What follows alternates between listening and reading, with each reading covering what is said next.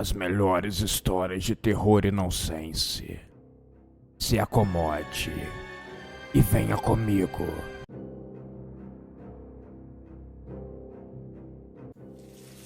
Um jovem, acelerando a sua moto pela noite da grande cidade de Ribeirinho dos Vales. Ele ganhava alguns poucos reais por cada entrega. Agilidade significava mais dinheiro. Mas ele não sabia. Mas quando caísse de sua moto depois de bater em um carro estacionado, a sua vida teria uma reviravolta tremenda.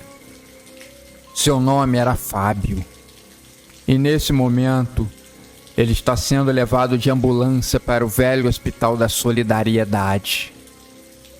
Hospital este que já foi uma grande referência na cidade, mas hoje está caindo aos pedaços. A fachada do prédio amarela estava toda descascada e desbotada pelo tempo e pela falta de cuidados. Se o próprio hospital pudesse falar, ainda mais a sala 408, que era a enfermaria para onde Fábio estava sendo levado. Mas ninguém falava sobre aquele quarto. Ele não constava nos registros do hospital. Fábio foi deixado ali na enfermaria que estava com a lotação máxima.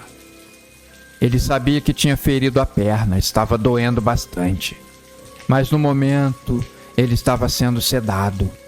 Estava completamente grogue. Ele apenas escutou quando a porta rangeu, quando ela foi fechada. Ele demorou horas para acordar e perceber aonde estava. Pessoas ao seu lado gemiam. O ar daquela enfermaria era pesado e úmido. Muito mofo nos cantos das paredes, e nenhum dos outros pacientes pareciam estar sóbrios. Todos pareciam zumbis. Alguns ainda gemiam. Outros estavam imóveis. Se não fosse a parca respiração deles, Fábio acharia que todos estavam mortos. A cama de Fábio era muito velha. Rangia o menor movimento e o lençol estava todo rasgado e poído. Na parede, logo em cima da porta, um crucifixo torto pendia dela. Ele se sentou na cama e examinou a sua perna que estava muito dolorida e inchada. Colocou o pé e no chão, com muita dificuldade, caminhou até a janela. Abrindo ali uma fresta na cortina, viu que ainda estava de noite. Vou tentar dormir, pensou. Fábio tentou dormir sem sucesso. Até que ouviu um sussurro bem nítido falando com ele. Você também está preso aqui? O frio subiu pela sua espinha e levantou rápido da cama, ignorando a dor. Ao lado de sua cama tinha uma luz de emergência e ele a acendeu. Mas não demorou muito para ela começar a piscar e se apagar de vez. Diacho! Fábio resmungou. Colocando a mão no lençol, ele percebeu que estava todo molhado. O que é isso? E caminhou lentamente até a janela. O luar clareou um pouco a sua roupa e o lençol. E então ele pôde perceber.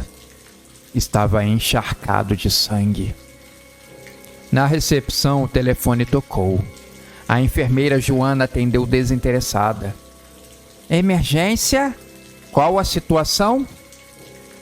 Silêncio, ruído estático. Há alguém aí? Ela perguntou novamente. E então uma voz distante, abafada, respondeu. Socorro! Eu estou no necrotério. A ligação caiu. Joana trocou olhares com um colega e, contra o seu próprio instinto, dirigiu-se ao porão, onde ficava o necrotério. A porta estava entreaberta e a luz piscava de forma errática. Com o coração acelerado, ela entrou. Nada. Nenhum sinal de vida. Estava voltando pelas escadas quando seu celular tocou e ela atendeu. Uma voz sinistra, a mesma do telefonema, falou com ela. Atrás de você! Joana deu um grito, assustando o hospital inteiro. Quando os seguranças chegaram, Joana havia desaparecido. Apenas o seu celular estava caído no chão, emitindo ruídos indecifráveis. Voltando à enfermaria 408, Fábio estava aterrorizado, encolhido na parede, esperando ajuda. Ele estava sendo cercado de formas e sombras estranhas que saíam da parede, suas bocas pedindo ajuda em gritos silenciosos. Uma agonia eterna. A porta abriu com um estrondo. Um enfermeiro correu para dentro, ofegante, suado, com os olhos arregalados. Saia daqui agora! Eles sabem que você está aqui. Mas aquele salvamento chegou tarde demais. As sombras acabaram engolindo os dois homens. O quarto 408 voltou ao seu silêncio sepulcral, certamente esperando pelo seu próximo paciente. Dias depois, a administração do hospital tentou encobrir os desaparecimentos. As fichas de Joana e Fábio foram apagadas dos registros, e a enfermaria 408, mais uma vez, foi riscada dos mapas internos. No entanto, os rumores não cessaram. Enfermeiros continuavam a receber chamadas no necrotério, e mais funcionários começaram a sumir sem explicações. Um dos médicos, bastante cético e que não acreditava em rumor sobre espíritos e coisas do tipo, recebeu uma ligação tarde da noite, justo quando estava preparado a ir embora do seu plantão. Venha para cá, necrotério. Com o seu celular usando como lanterna, ele desceu até o necrotério pouco antes da meia-noite. O ar estava gelado. O cheiro de formol impregnava cada canto. Tem alguém aqui? Ele perguntou, querendo demonstrar confiança. O seu celular então vibrou e veio uma voz. Doutor, corra! Mas antes que ele pudesse reagir, a porta do necrotério se fechou sozinha. Passos arrastados vieram do fundo do porão. Algo estava vindo na escuridão. Algo que não deveria existir. No dia seguinte, a sala estava vazia, seus pertences intactos, mas seu nome, assim como dos outros, não constava mais nos registros daquele horripilante hospital.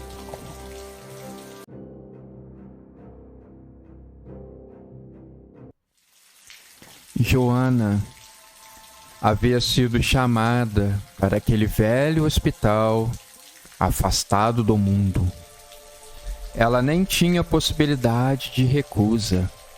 Recém-formada, ela acabava pegando sempre as piores situações. Esse hospital ficava no bairro mais afastado e carente da cidade. Estava caindo aos pedaços. Ele foi por muito tempo esquecido e abandonado pelas prefeituras. Todo mundo que trabalhava na medicina sabia as condições dele e evitava ao máximo ter que ir para lá. Evitava um hospital como o diabo evita a cruz. Mas Joana, esperando a sua primeira oportunidade de emprego, estava indo para lá. Faria o turno da madrugada, o que era ainda pior. De madrugada, as pessoas falavam que o lugar era amaldiçoado e fantasma. Tudo para dar ares mais sombrios e desesperadores àquele lugar. Depois de mais de um mês trabalhando em condições precárias nesse lugar, como enfermeira, Joana sabia que devia obediência aos médicos. e só queria saber de se esconder em suas salas e esperarem o turno passar. Só os piores médicos eram enviados para lá, os loucos, os degenerados. Joana sabia que precisava tomar muito cuidado. Sobre os barulhos estranhos, ela ouvia portas rangendo, gritos imaginários vindo da UTI. Mas o pior, algo que ela morria de medo e tentava evitar a todo custo. Um médico imaginário que andava com um porrete na mão. Ele tinha os dentes metálicos e soltava uma risada que arrepiava sua espinha e deixava as suas pernas bambas. Era talvez a única coisa que ela tinha medo daquele lugar. O ser humano se acostuma com as coisas muito rápido e ela já se acostumou com o sinistro, menos o médico. Ela chegou a perguntar aos outros trabalhadores se conheciam a figura fantasmagórica, mas todos eles davam de ombros, como se fosse normal ou se não soubessem uma coisa ou outra. Ela nunca soube responder muito bem. Depois de algum tempo, ela começou a ouvir alguns sussurros e pedidos de ajuda. Ela, quando estava com mais tempo, as seguia em busca de alguma coisa. Havia visto em um filme uma moça ajudando um espírito que tudo o que ele queria era poder descansar em paz. Mas Joana não tinha achado nada até então. Mas determinada, ela continuou procurando pelos registros médicos, pacientes. Mas quando foi fuçar direitinho na história do hospital, ela leu algo intrigante. Muitas décadas antes, aquele hospital havia sido um sanatório importante na cidade e na região. Recebia pacientes de diversas cidades. Olhando o registro de mortes, algumas nem estavam assinadas. Parecia um número elevado para Joana. Embora ela não conhecesse qual número deveria ser o certo, mas ela notou um certo padrão na quantidade de mortes. Ele sempre baixava um período. Na época do frio, coisa que ela estava agora. Na época do frio, o número de mortos triplicava. Estariam as pessoas morrendo congeladas? Na tranquilidade da sua casa, ela conseguiu pesquisar melhor sobre o sanatório e descobriu que havia um médico que tinha sido preso. Ele estava torturando física e psicologicamente os pacientes, tentando criar métodos revolucionários para a cura. Segundo a história dele, acabou morrendo isolado em uma cela da cadeia. Dizem que alguns presos fizeram isso com ele, o matando sem dó e nem piedade. O sanatório era gerido pela prefeitura, que tentou tirar todo o problema das suas costas. O sanatório fora fechado e anos mais tarde reabriu como hospital. Mas as pessoas que viveram próximos dali na época sabiam que não era uma boa ideia. O prédio deveria ser demolido e ter sido criado outra coisa no lugar. Uma avó de Joana certa vez tinha falado com ela: os mortos sempre voltam aos seus lugares que eles mais frequentaram na vida. É uma espécie de saudade. Aquele pensamento não deixou Joana dormir de noite, sendo atacada por pesadelos terríveis. No plantão seguinte, Joana atendia uma senhora quando foi surpreendida pelo espírito do médico maligno. Ele surgiu sem as órbitas dos olhos e com uma aura de terror demoníaca e sinistra.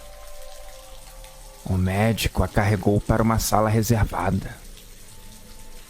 Ela tentou gritar, mas nada saiu da sua boca. Ela estava presa em um abraço mortal. Ele sussurrou em seus ouvidos, com aqueles dentes podres e metálicos: "Eu preciso de sacrifícios. Ou então, você que será o meu sacrifício. E não adianta fugir. Eu sei aonde você mora." Naquele dia, Joana entendeu que era ela ou alguns pacientes em estado terminal. Ela sabia que não era o certo, mas precisava preservar pela sua vida.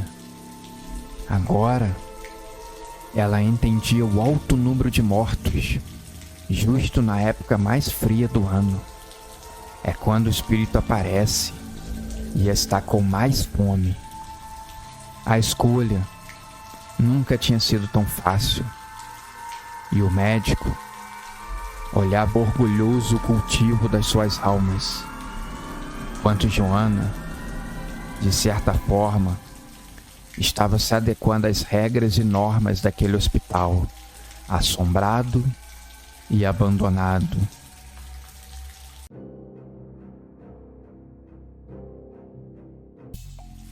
Ela aparecia sempre no turno da madrugada.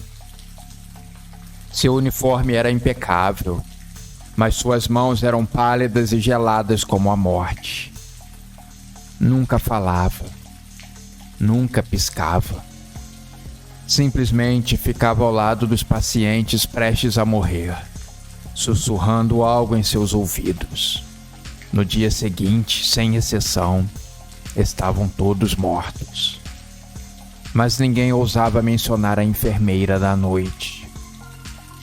O enfermeiro Jonas era novo no hospital e não acreditava em lendas. Puro sensacionalismo, ele dizia. Mas depois de algumas semanas, começou a notar padrões.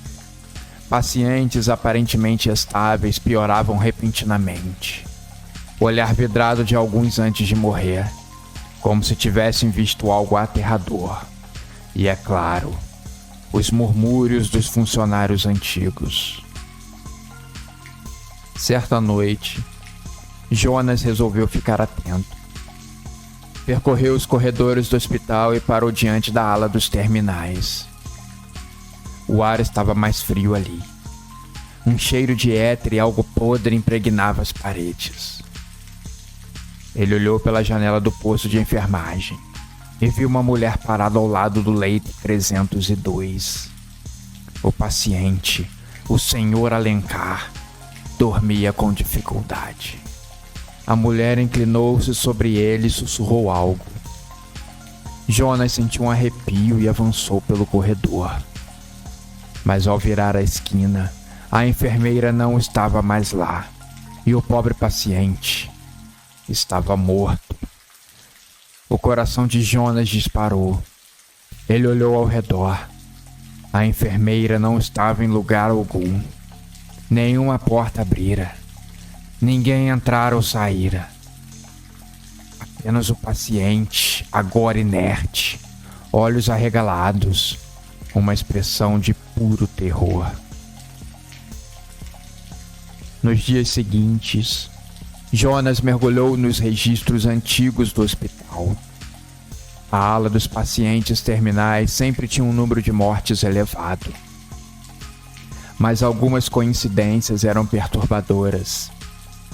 Pacientes completamente diferentes, em épocas diferentes.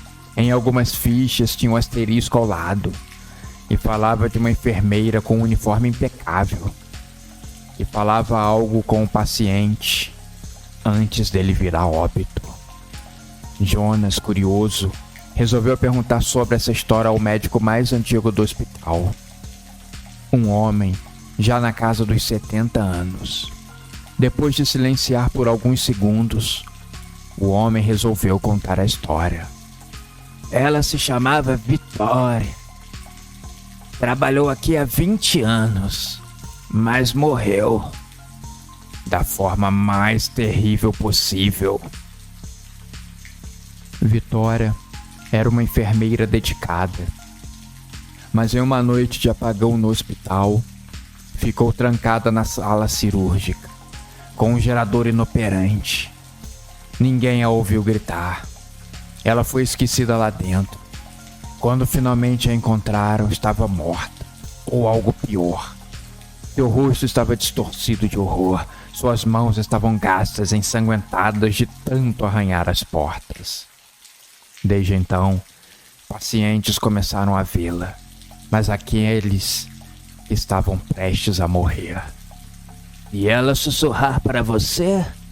Disse o médico. Já é tarde demais. Naquele dia, Jonas foi para casa intrigado e bastante pensativo em toda aquela história. Sabia que poderia ter algum fundo de verdade. Ele havia visto a enfermeira. Ele tinha sentido uma presença terrível. Ele sabia que não estava louco. Fora que todos ali comentavam sobre ela. Não poderia ser apenas uma lenda. Tinha que ter algo real. Os dias se passaram. A história já querendo se esconder na mente de Jonas, quando então, em uma noite chuvosa, ele a viu novamente. Dessa vez ela estava entrando em uma enfermaria no segundo andar. Jonas prendeu a respiração e entrou no quarto. A enfermeira estava ao lado do paciente, uma idosa debilitada. Vitória inclinou-se e sussurrou. A mulher se debateu na cama e arregalou os olhos. Jonas correu até ela, tentando afastar a aparição. Mas quando piscou, Vitória desaparecera e a idosa estava morta. O jovem enfermeiro tentou alertar a equipe, mas ninguém quis ouvi-lo. Apenas o velho médico acreditou e lhe deu um aviso final. Não a escute! Não tente interagir. Ou então... Jonas nunca terminou seu turno naquela noite. O jovem homem tinha sido encontrado caído e morto no banheiro do hospital. E pela primeira vez, a enfermeira da noite sussurrou para alguém que não estava à beira da morte.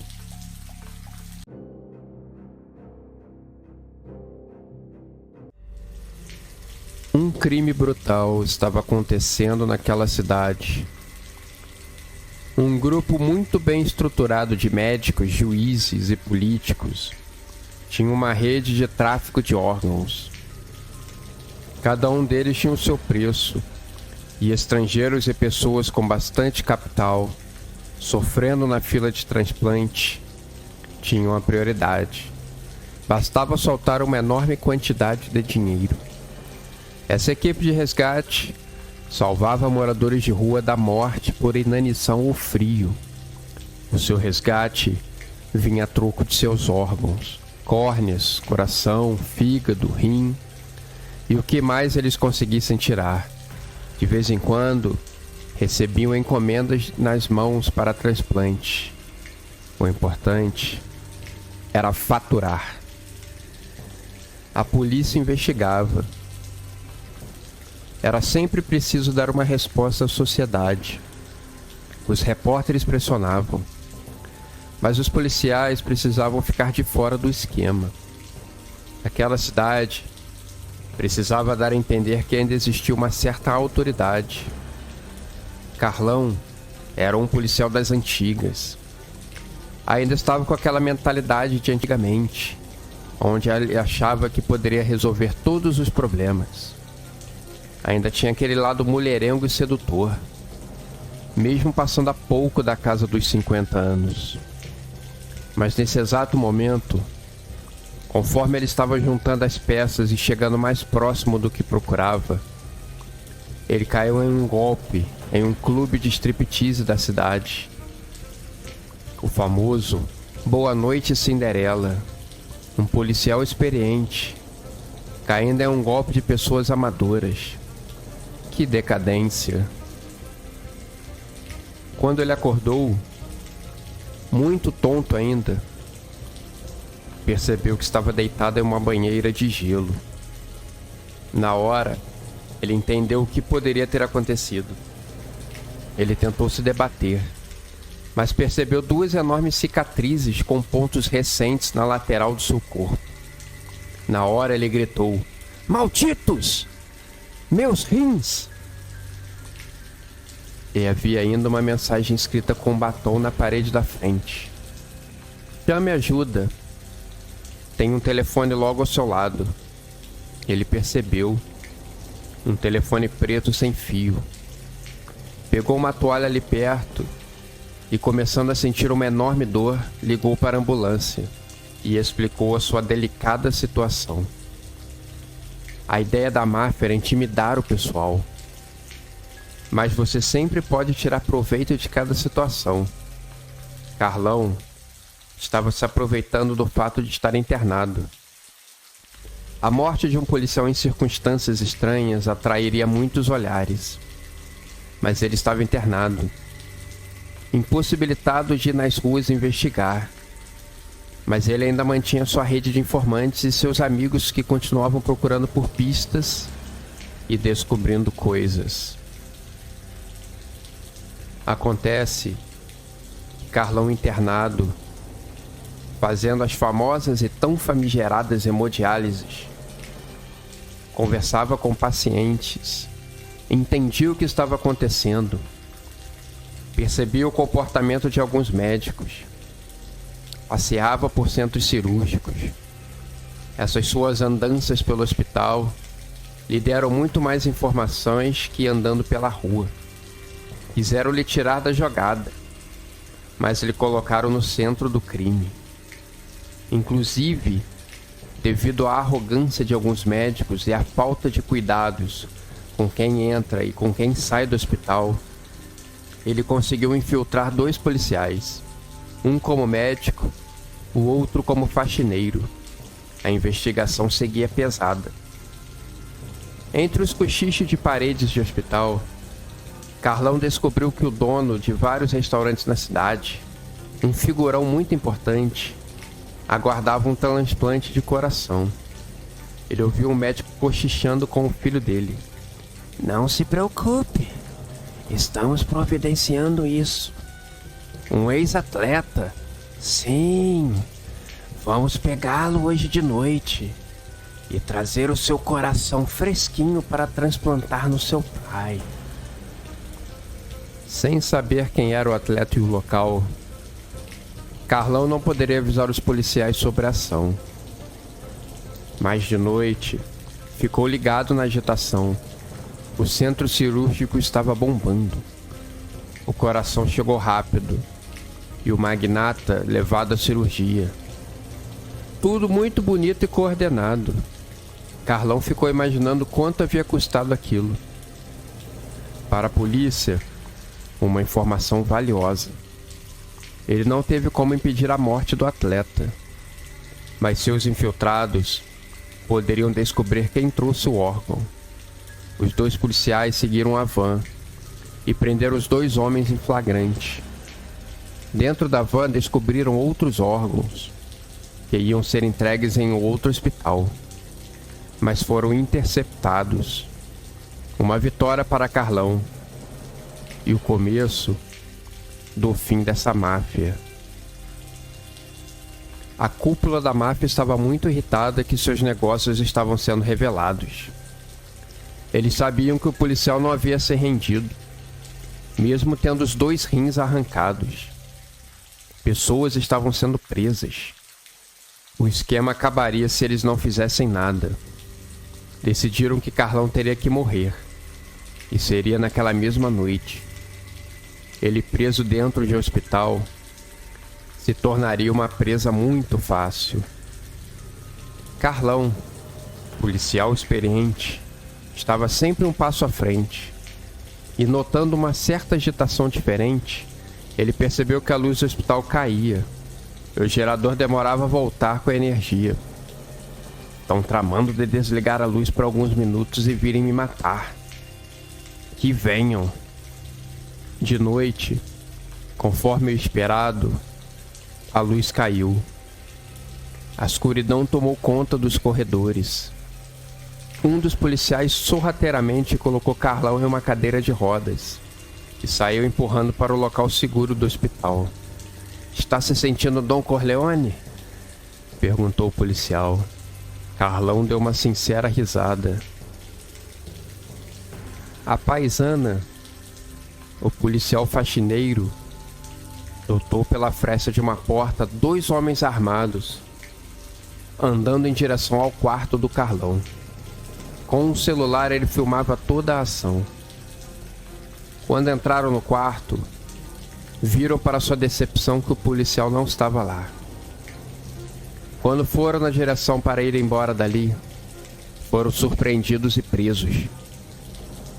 Uma investigação seguinte levou aos demais nomes da máfia. Claro que envolvia gente muito poderosa e políticos da cidade. Um vespeiro que ninguém queria mexer.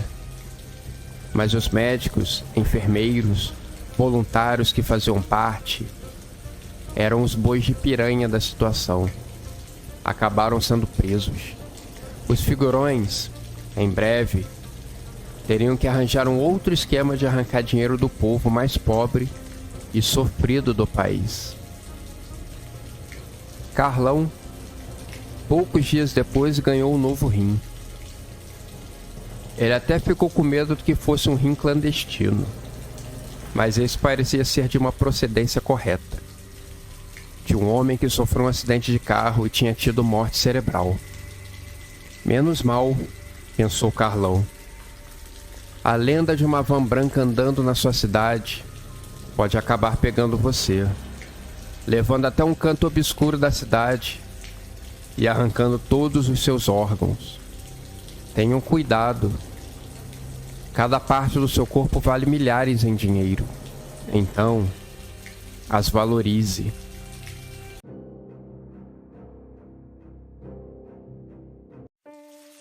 Ela tinha acabado de espirrar pela 3ª vez seguida. Lúcia estava sentindo uma tremenda dor de cabeça. A sua amiga do trabalho falou para ela ir ao hospital. "A dengue está pegando geral. Minha mãe ficou 3 dias de cama. Lúcia, você não pode dar mole." Mas Lúcia vinha se segurando há alguns dias. Não gostava de hospitais. Ela sentia que poderia pegar algo ainda pior andando por lá. Pessoas com todos os tipos de doenças andavam por lá. Sabe-se lá qual bactéria ou vírus ela poderia estar respirando. O que Lúcia não sabia é que algo diferente estava no ar da cidade. E ela era apenas uma dentre milhares de pessoas que estavam sofrendo com os mesmos sintomas.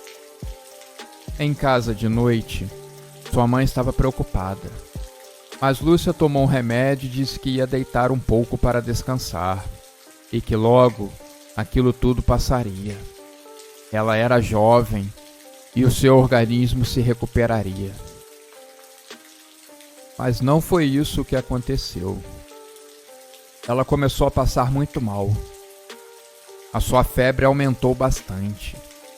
Ela estava suando muito e com frio, tremia. Seus pais, preocupados, a levaram até o hospital mais próximo, que estava lotado. A sala de espera do hospital era um inferno.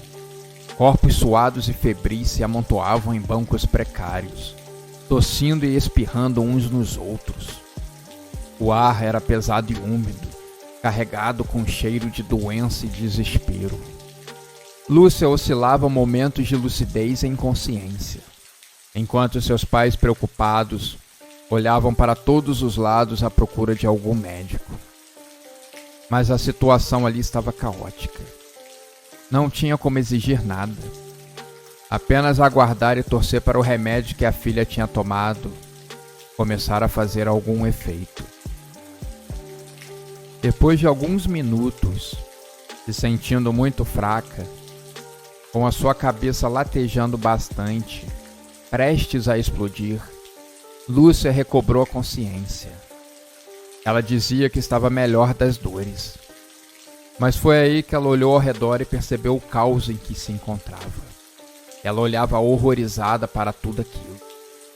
Ainda mais que ela tinha pavor de hospitais e de pegar algo ainda pior. Uma bactéria que fizesse o seu cabelo cair, por exemplo. Algo que ela tinha visto na internet e a deixou alarmada. No momento em que ela tentou se levantar para dizer aos pais para eles irem embora, um grupo de pacientes, em sua busca desesperada por alívio, empurravam e esmagavam uns aos outros. Alguns até caíam no chão. Outros chegaram a esbarrar em Lúcia, que tentava desviar.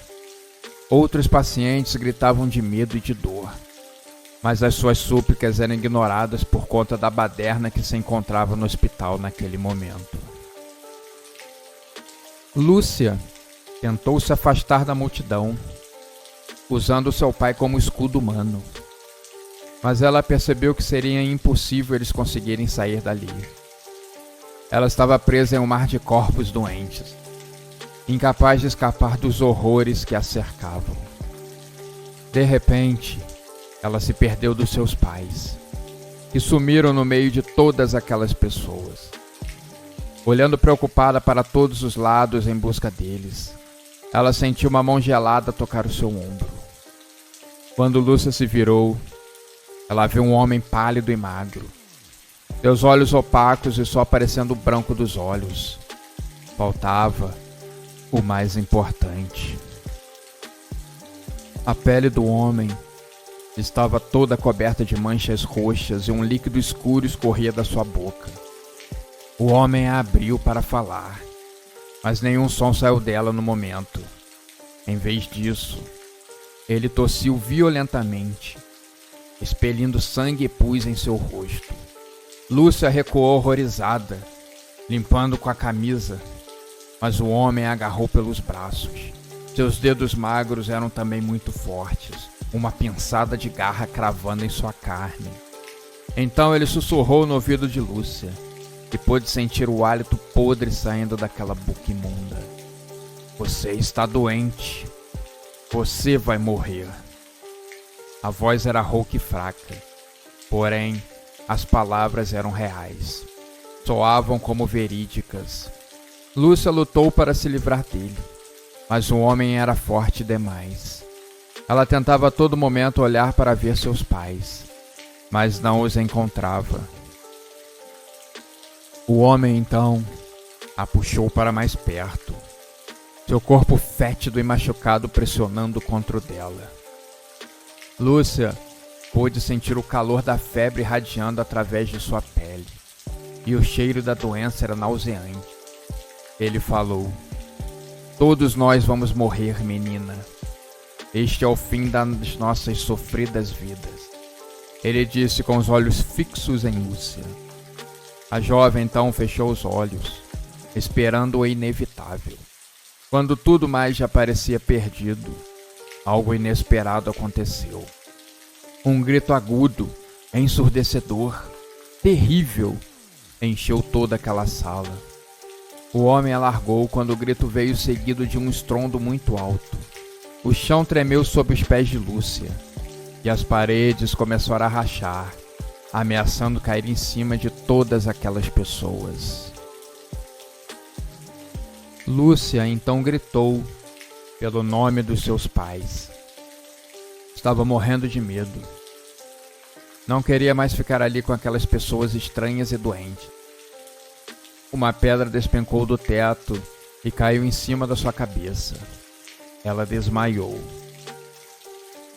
Quando voltou a abrir os olhos, a sala inteira estava em ruínas.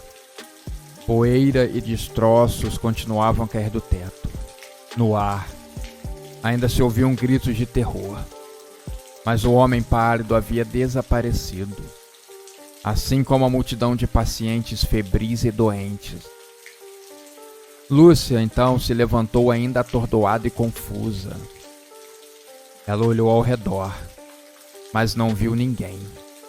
nem vivo e nem morto. Embora ao longe ainda escutasse alguns gritos.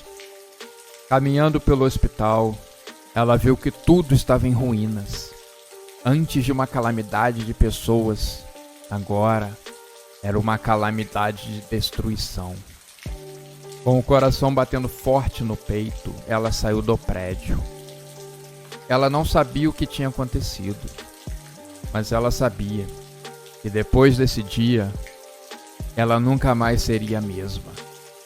Ela se curou de um trauma. Ela se curou do seu medo por hospitais. Agora, ela precisava achar os seus pais no meio daquela bagunça toda.